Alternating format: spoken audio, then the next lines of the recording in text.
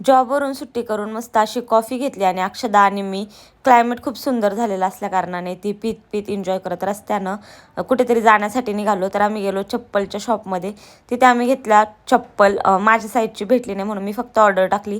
त्या शॉपच्या ओनरने मला ओळखलं की तुमची आयशा विलाची व्हिडिओ खूप जास्त व्हायरल गेली आहे, ती आम्ही पाहिली होती. तर मला खूप आनंद झाला आणि खरंच यांचं चप्पलचं कलेक्शन खूप जास्त सुंदर आहे. न्यू शू पॅलेस म्हणून अगदी संजय स्टोअरच्या अपोजिट साईडला त्यांचं शॉप आहे. नक्की व्हिजिट करा जर तुम्ही लोणावळ्यात किंवा आजूबाजूच्या गावातनं कुठून पाहत असाल तर. तिकडनं घरी आले तर गेटवरती सुंदर अशी रांगोळी काढली होती. कदाचित कोणी काढली माहीत नाही.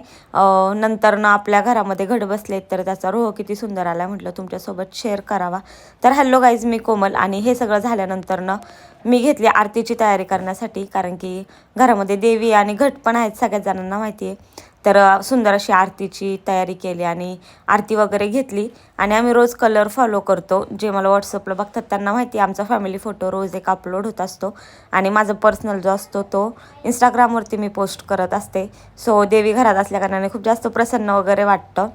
माझं लहानल्यानंतरनं गणशूला पण खूप जास्त हौस आहे. तुम्ही आधीच्या पण ब्लॉग्समध्ये पाहिले गणशूची देवाबद्दलची भक्ती आणि प्रेम वगैरे ह्या सगळ्या गोष्टी तिला खूप आवडतात. तरी ते सगळेजण आम्ही असे होतो. माझा भाऊ नसतो कारण की तो थोडा उशिरा येतो घरी, म्हणून आम्हीच दिसत असेल तुम्हाला व्हिडिओमध्ये. आरती वगैरे झाली, प्रसाद झाला आणि नंतरनं माझा हा डाएट मी घेतला खाण्यासाठी. हे खाल्लं आणि आता मी आराम करणार. That's it for today.